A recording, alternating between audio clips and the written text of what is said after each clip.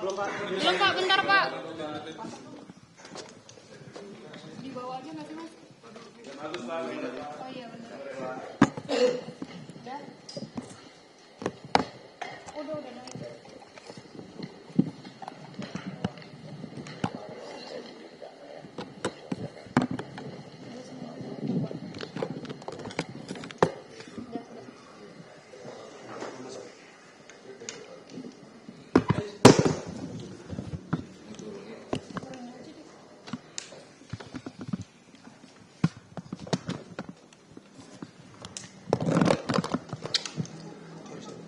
Terima kasih teman-teman media. Ini alhamdulillah para ekonom berkesempatan untuk diterima oleh Pak JK karena kami melihat situasi ekonomi yang dinamis sehingga kami perlu belajar dari sosok yang punya pengalaman untuk mendapatkan pandangan yang holistik tentang situasi Indonesia. Sehingga ketika ekonom memberi masukan, memberikan kritikan, itu adalah kritikan-kritikan yang teruji. Dan alhamdulillah hari ini kita dapat banyak masukan dari beliau.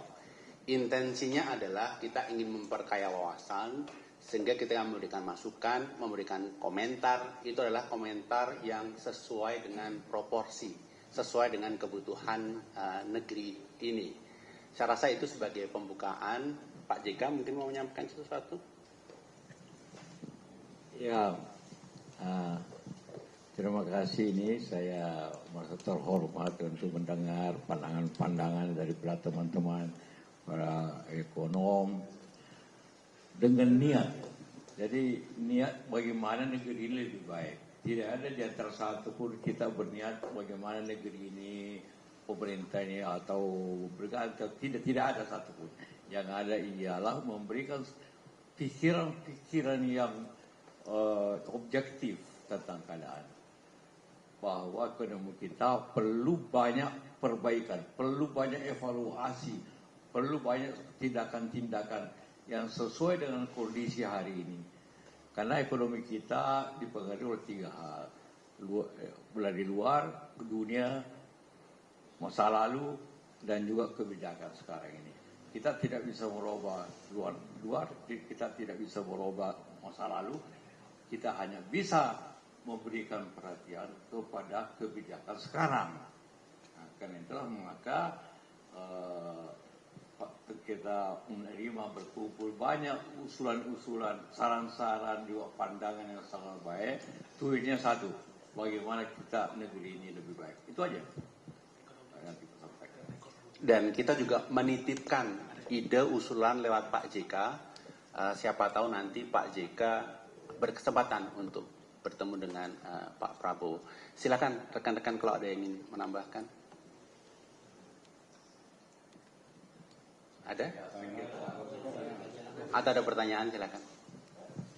Izin Pak, kalau dari ekonom sebetulnya rekomendasi kebijakan apa Pak yang diperlukan untuk memitigasi dampak konflik di Timur Tengah? Silakan.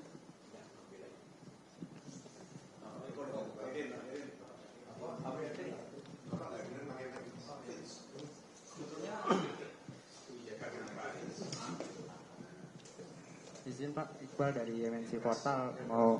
Oh ya. Sebetulnya rekomendasi kebijakan seperti apa sih Pak yang perlu disiapkan untuk memitigasi dampak dari konflik di Timur Tengah ini Pak? Timur Tengah? Ya, maksud saya di konflik Amerika dan Iran itu Pak. Terima kasih. Ya Pak, oke. Kita melihat dari kondisi fiskal. Kondisi fiskal kita itu cukup sempit.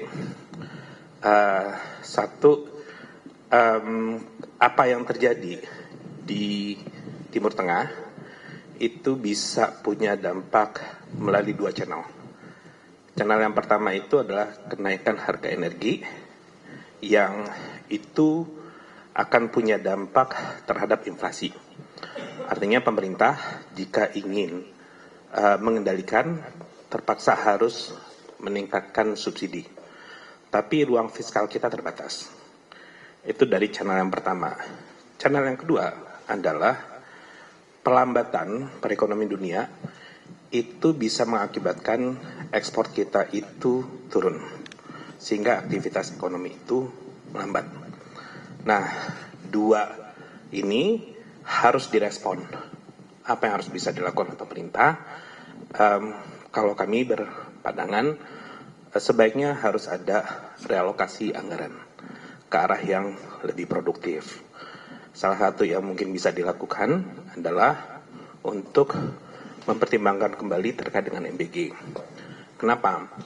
MBG itu membutuhkan duit yang luar biasa besar, sekitar 8% dari APBN, tapi data dari Susenas itu menunjukkan bahwa hanya 15% dari masyarakat yang menyatakan mereka itu khawatir tidak memiliki makanan yang cukup. Artinya kalau kita fokus ke yang 15% ini, itu artinya di satu sisi anggaran itu bisa dihemat jauh lebih besar, tapi di sisi yang lain pemerintah itu masih bisa menjalankan janji kampanye yang disampaikan pada saat Pilpres sebelumnya. Mungkin itu dari saya. Mungkin ada teman-teman yang lain yang bisa menyampaikan? Sedikit aja, terutama juga selain tadi mengenai fiskal serta harga minyak, ketersediaan dan suplai dari BBM serta minyak yang harus dijaga oleh pemerintah, itu juga merupakan hal yang penting. Dan untuk itu tentunya yang perlu dilakukan adalah diversifikasi secepat-cepatnya. Jadi jangan lagi menunggu sampai turun benar-benar stoknya nggak ada. Ya. Kemudian satu lagi juga memberikan informasi secara akurat kepada masyarakat secara berkala untuk menenangkan permasalahan yang ada di masyarakat yang sekarang ini mulai timbul. Jadi dua hal tersebut perlu dilakukan secepat-cepatnya. Ya, saya menambahkan soal ART ya. Jadi dengan segala review yang sudah disampaikan banyak pihak, ini mungkin perlu dilakukan satu evaluasi yang holistik termasuk dampak dari perang Timur Tengah ini, dan pada gilirannya ART itu adalah harusnya resiprokal, yang sekarang ini masih sepihak, sangat menguntungkan Amerika dan sangat merugikan Indonesia. Oleh karena itu sebaiknya DPR juga melakukan evaluasi menyeluruh dan mempertimbangkan kepentingan perekonomian nasional, apalagi menghadapi krisis akibat perang dari Timur Tengah ini. Terima kasih. Silakan pertanyaan yang lain dari media. Oh, sudah tadi, Mbak.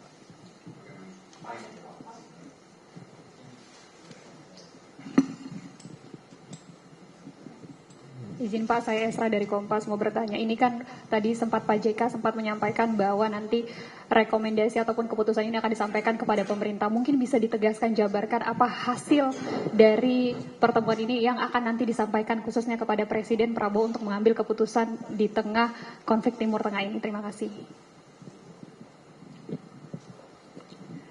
Ini pertemuan ini tidak mengambil keputusan.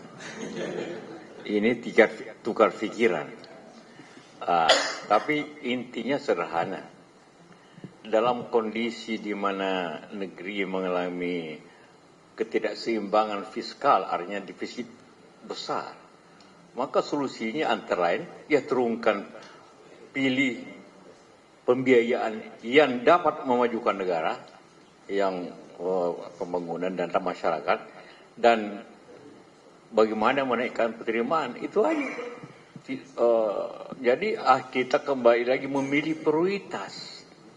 Harus memilih prioritas yang dapat memberikan suatu pertumbuhan yang baik untuk negeri ini. Kalau prioritasnya memang seperti contohnya bicara, MBG itu penting.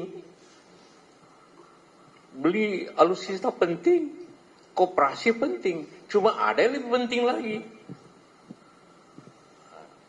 Cari yang lebih penting yang dapat yang bukan cari, memilih prioritas yang produktif yang dapat meningkatkan pertumbuhan, memperbaiki dan kehidupan ekonomi masyarakat. Jadi bukan hanya kita bicara tentang hal tersebut. Jadi kita lagi berbicara apa yang prioritas itu. Kita sudah mengerti apa yang prioritas, apa yang tidak prioritas. Bahwa itu bukan penting, itu perlu, tapi ada waktunya. Tapi yang apa yang dewasa ini sangat prioritas itu yang harus kita, pemerintah harus memilih yang terbaik, prioritasnya tidak kepada yang lain. Mungkin satu lagi, yang lain? Boleh. Pak, ini kan dampak konflik ini. Izin Pak, konflik ini kan juga yang penutupan Strait Hormuz ini mengerek harga minyak melebihi asumsi dari APBN $70 per barel Pak. Nah ini sekarang udah 92 kalau saya tidak salah. Nah ini nanti dampaknya ke rupiah seperti apa dan apakah perlu untuk merevisi Undang-Undang Keuangan Negara batas defisit 3% Pak? Pak Antoni silakan. Iya, ya jadi pasti bahwa dengan adanya konflik ini harga naik. Harga ini sudah naik. Yang naik itu adalah yang tidak bersubsidi. Yang bersubsidi masih tetap. Tapi sampai kapan bisa ditahan? Dan kalau itu tetap, maka tadi sudah dikatakan oleh teman-teman, fiskal atau defisit fiskal akan membengkak. Terkait dengan ya apa yang diprioritaskan. Tadi Pak JK sudah mengatakan bahwa pilihlah yang benar-benar yang bisa diprioritaskan sehingga ini bermanfaat untuk masyarakat. Tadi yang pertanyaan yang selanjutnya apa tadi? Oh, undang-undang APBN ya. Iya, otomatis kalau pengalihan dari satu belanja ke belanja lain otomatis diperlukan undang-undang APBN yang baru gitu. Jadi kalau tidak ya melanggar ya, karena undang-undang APBN itu kan diatur sampai ke organisasi, fungsi dan program gitu. Jadi itu harus dilakukan. Apakah akan ada pelebaran defisit dari 3% atau naik gitu ya? Kemarin dulu saya bicara di forum buruh. Dan kita antisipasi bahwa akan terjadi ledakan PHK kalau perang ini, konflik di Timur Tengah ini berkelanjutan gitu dalam waktu yang cukup panjang gitu. Dengan tadi permasalahan-permasalahan yang sudah kita bahas. Nah, dalam hal itu, nah ini buruh harus dilindungi. Nah, bagaimana cara perlindungannya? Itu waktu sama Ketua Umum buruh kita memberikan satu usulan, yaitu menaikkan dari 3% ke 4%, dengan catatan 1% itu adalah jaring pengaman sosial dan harus dilakukan secara transparan. Jadi tidak boleh dialokasikan ke yang lainnya gitu. Nah itu pun sebetulnya pilihan terakhir dan kalau bisa adalah belanja-belanja yang tidak produktif itu yang harus dialihkan terlebih dahulu gitu. Nah kita nggak tahu bahwa apa dampaknya kenaikan menjadi 4% ini.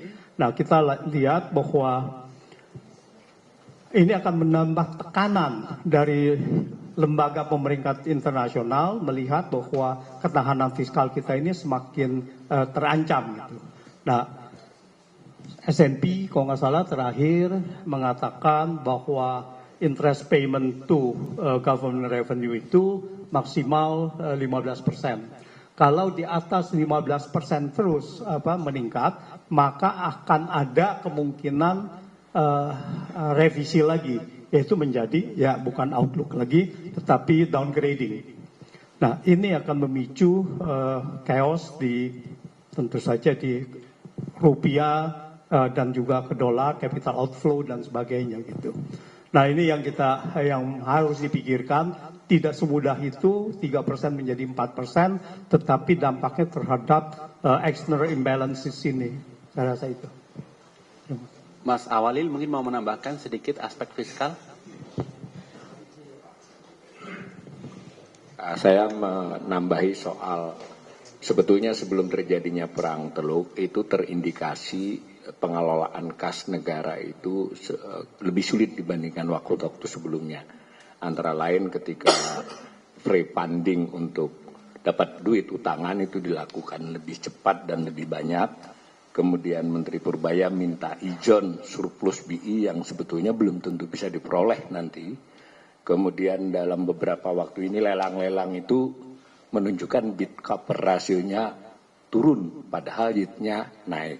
Intinya tadi sudah juga didiskusikan, defisit sudah mencapai 135 ya, bahkan 175 sepertinya untuk Februari ini. Dengan demikian kebutuhan berutang itu makin nyata, cash flow sulit. Nah umpama tadi dilebarkan defisit pun tetap ada tantangan. Lebar defisit itu kan acuan, tapi pentingnya kan cari utangnya. Nah ada nggak yang bisa ngutangi? Dilihat dari komposisi sudah berat, semua hanya akan naik alamiah. Yang punya potensi cuma BI, melanggar aturannya, bukan melanggar aturan, melanggar best practice-nya. Ini kan sekarang 25. Nah itu sama dengan nyetak duit. Jadi nyetak duit itu bisa nyetak duit betulan, bisa dengan cara BI menambah porsinya. Dan itu komplikasinya seperti kata Pak Antoni tadi akan banyak. Jadi intinya kalau tidak segera dibenahi arus kas, bahkan mungkin sebelum ada APBN perubahan sudah harus dibintangi belanja-belanja yang tidak perlu itu. Kira-kira begitu. Bukan tidak perlu ya. Semua belanja perlu kata Pak JK. Tapi yang mendesak yang didahulukan. Yang tadi ada suasana di mana MBG itu sebetulnya tidak mendesak untuk deeskalasi. Mungkin di focusing aja, refocusing aja. Kurang lebih begitu. Ya, makasih. Oh, ada yang mau menambahkan rekan-rekan? Mungkin juga tambahan sedikit tadi dari percakapan kita diskusi adalah salah satu yang penting trust dan kepada pemerintah ya dan juga pada berbagai penyelenggara negara. Kalau kita pikir tekanan depresiasi rupiah kan bukan hanya dari mungkin tekanan dari fiskal tapi juga apakah kita bisa retain revenue masuk misalnya lewat FDI dan sebagainya. Kalau dari tahun lalu kita sudah lihat performa FDI kita turun 20% sedangkan di negara lain tidak sebesar itu. Jadi kita juga perlu pahami bahwa bukan hanya dari fiskal satu hal yang penting untuk menunjukkan kredibilitas pemerintah, tapi juga bagaimana hal lainnya ditunjukkan dari misalnya bagaimana meyakinkan ada reformasi yang baik di sektor keuangan, gitu bukan malah pelemahan di sektor keuangan, dan juga bagaimana peran pemerintah dalam pembangunan, gitu. Bagaimana apakah peran alat-alat yang digunakan masih mendukung bergeraknya sektor swasta atau malah justru crowd out sektor swasta. Mungkin dari saya itu. Baik, ada lagi yang mau ditambahkan? Saya rasa cukup ya rekan-rekan. Jadi diskusi hari ini sangat fruitful. Kami para ekonom merasa tercerahkan. Jadi nanti ketika memberikan komentar, masukan, usulan kepada pemerintah lebih inovatif, lebih down to earth, lebih applicable.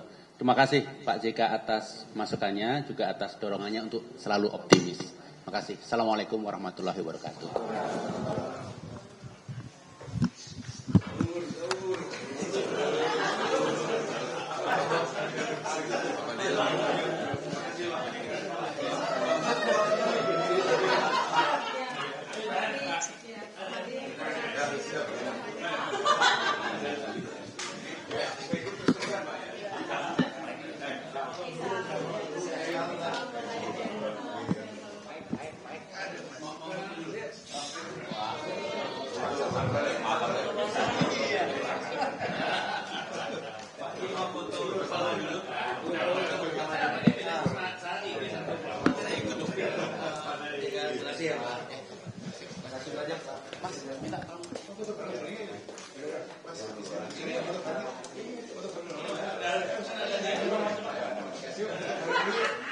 Sesi foto.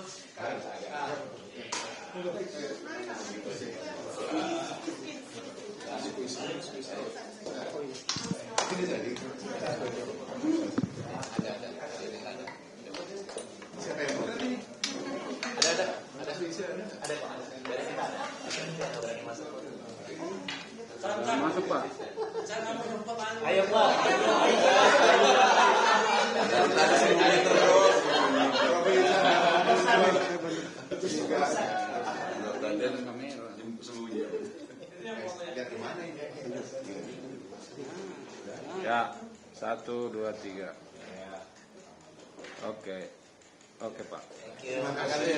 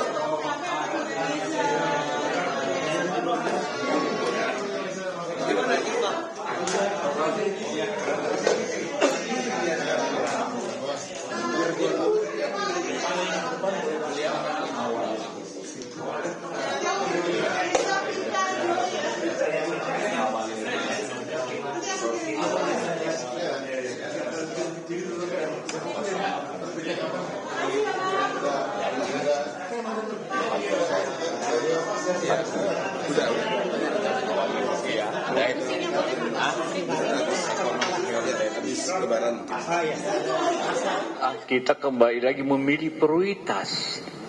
Harus memilih prioritas yang dapat memberikan suatu pertumbuhan yang baik untuk negeri ini. Kalau prioritasnya memang seperti contohnya bicara, begitu penting. Beli alutsista penting, koperasi penting, cuma ada yang lebih penting lagi.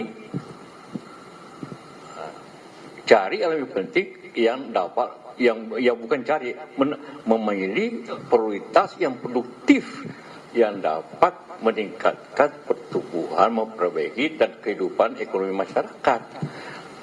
Jadi bukan hanya kita bicara tentang hal tersebut. Jadi kita lagi berbicara apa yang prioritas itu. Kita sudah mengerti apa yang prioritas, apa yang tidak prioritas. Bahwa itu bukan penting, itu perlu, tapi ada waktunya. Tapi yang apa yang dewasa ini sangat prioritas itu yang harus kita, pemerintah harus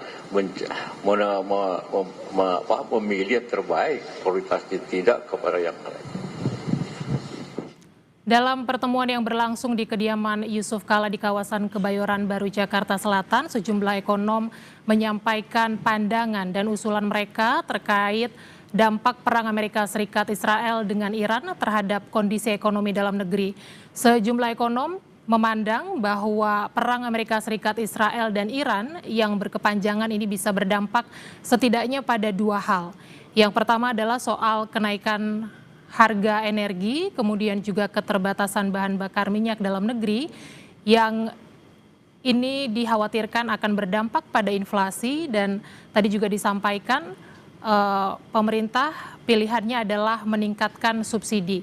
Selain itu, para ekonom juga memandang dampak perang Amerika Serikat Israel dengan Iran terhadap Indonesia ini juga bisa berdampak pada perlambatan ekonomi, khususnya secara global, sehingga juga dapat mempengaruhi ekspor impor. Para ekonom menyampaikan kepada Wakil Presiden ke-10 dan ke-12 Yusuf Kala bahwa kondisi fiskal Indonesia dalam situasi konflik Amerika Serikat, Israel, dan Iran sangat penting. Salah satu yang disampaikan oleh para ekonom adalah pemerintah perlu merespon situasi konflik Amerika Serikat, Israel versus Iran dengan memprioritaskan relokasi anggaran ke arah yang lebih produktif. Tadi sejumlah ekonom menyampaikan salah satu anggaran